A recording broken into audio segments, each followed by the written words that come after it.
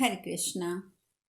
जन्मे जी ने पूछा, ब्राह्मण, इस प्रकार मत्स्य देश की राजधानी में गुप्त रूप से निवास करने वाले महापराक्रमी पांडु पुत्रों ने इसके बाद क्या किया?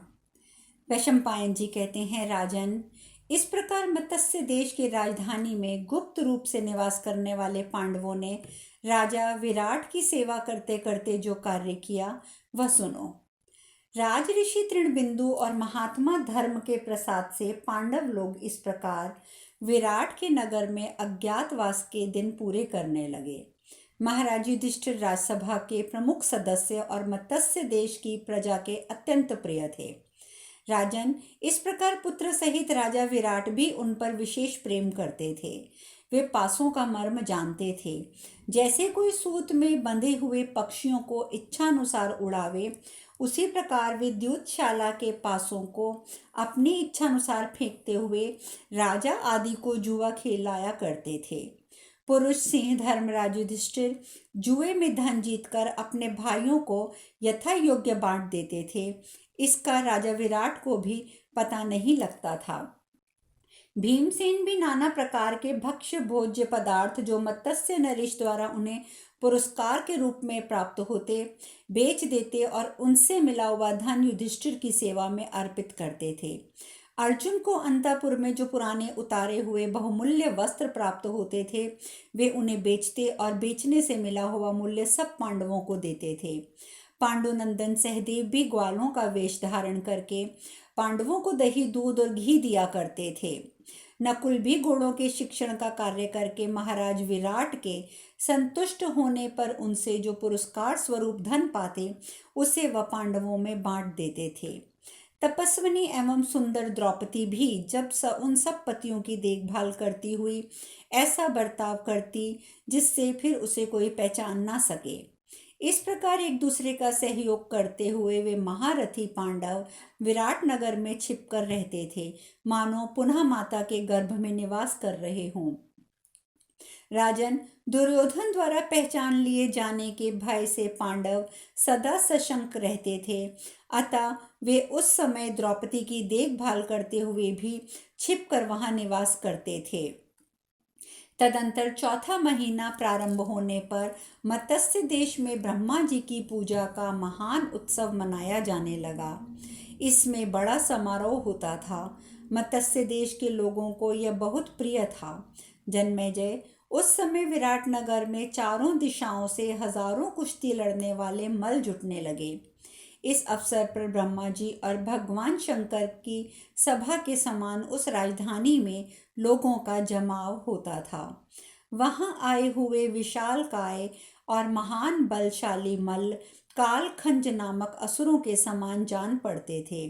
वे सब अपनी शक्ति और पराक्रम के मद से उन्मत्त थे एवं बल में बहुत बड़े चढ़े थे। राजा विराट ने उन सबका बहुत स्वागत सत्कार किया। उनके कंधे, कमर, कंठ सब सिंह के समान थे।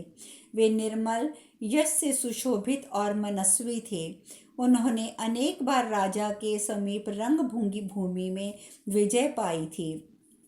उन सब में एक बहुत बड़ा पहलवान था जो दूसरे सब पहलवानों को अपने साथ लड़ने के लिए ललकारता था।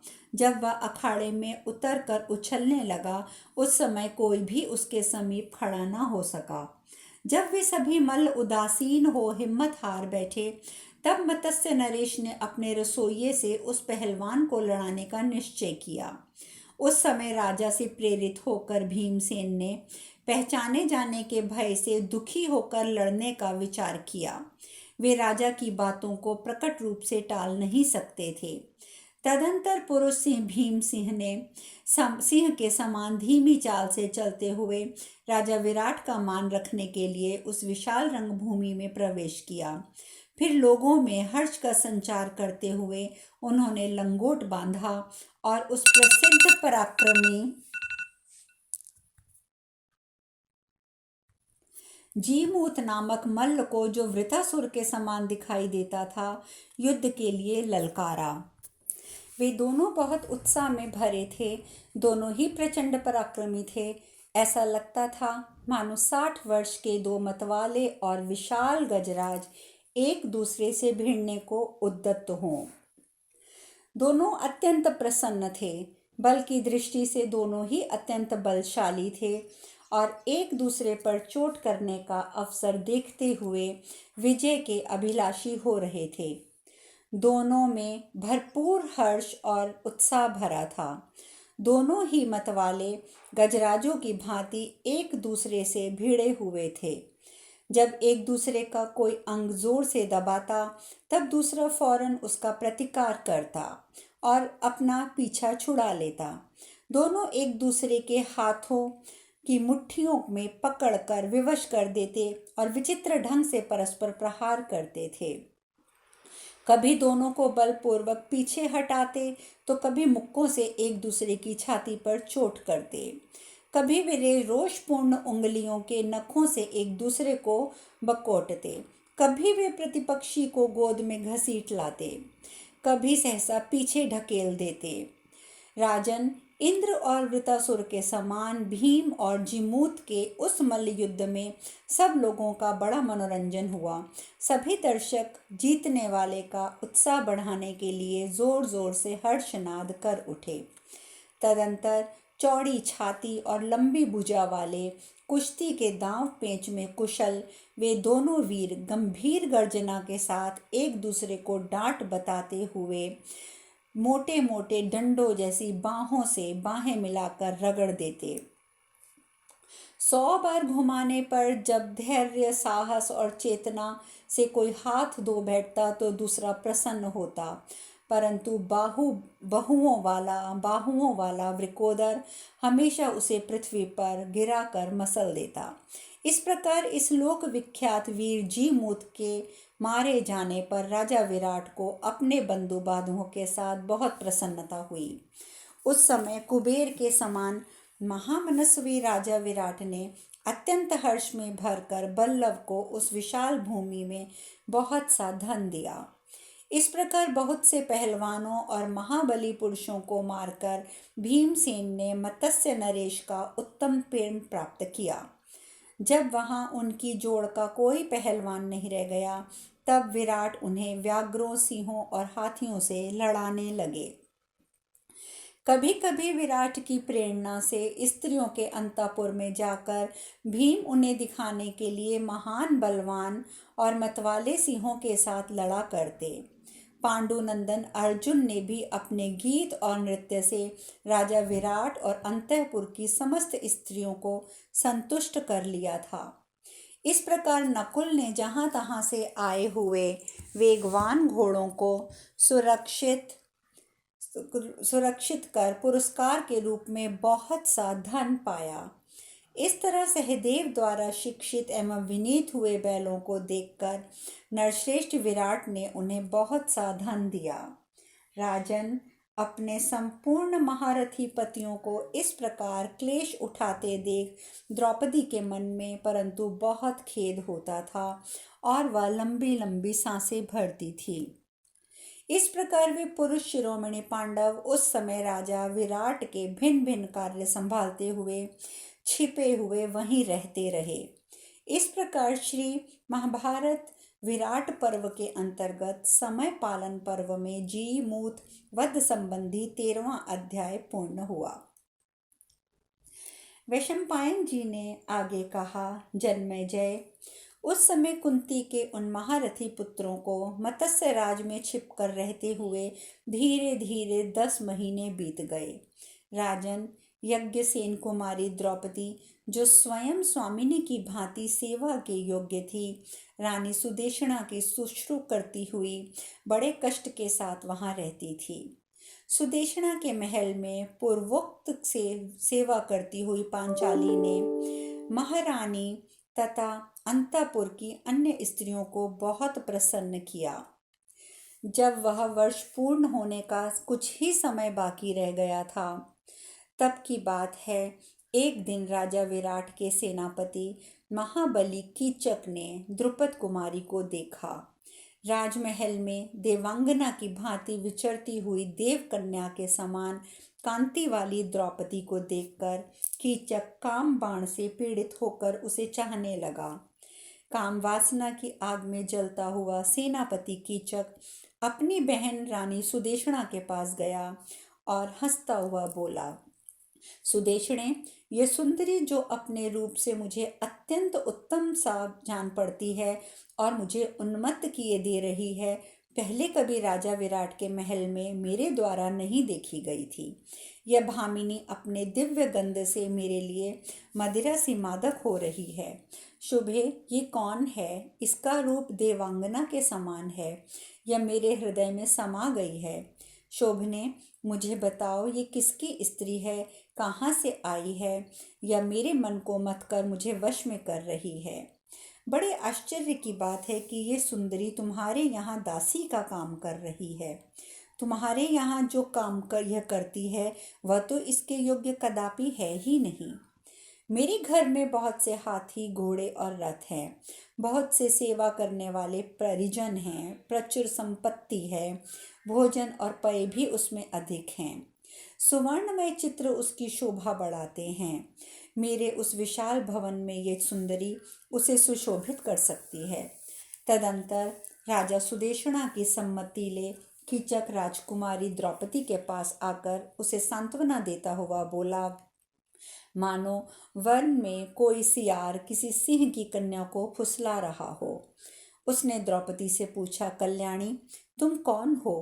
किसकी कन्या हो? अथवा सुमुखी, तुम कहाँ से विराटनगर में आई हो? शोभने, ये बातें मुझे बताओ। तुम्हारा ये श्रेष्ठ और सुंदर रूप, दिव्य कांति, सुकुमारता संसार में सबसे उत्तम है। तुम चंद्रमा की भांति शोभा पा रही हो। सुंदर कन्या, तुम्हारे ये उत्तम और विशाल कमल दल के समान नेत्र बहुत सुंदर हैं। तुम्हारी वाणी क्या है? कोकिल की कूक है। जैसी तुम हो ऐसे मनोहर रूप वाली कोई दूसरी स्त्री मैंने इस पृथ्वी पर आज तक नहीं देखी है।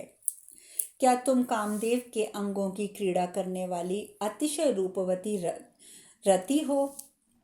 तुम्हारा सुंदर मुख चंद्र अनुपम लक्ष्मी से अलंकृत है। तुम्हारे दोनों सानहार आदि आभूषणों के योग्य और परम सुंदर हैं।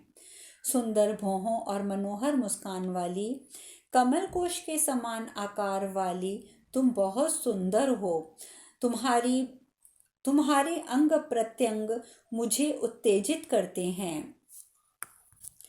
तुम मेरे लिए प्रेमोद्दातजनक हो रही हो। अब तुम ही आत्मदान जनित संभोग रूप औषध के द्वारा मेरा उद्धार कर सकती हो।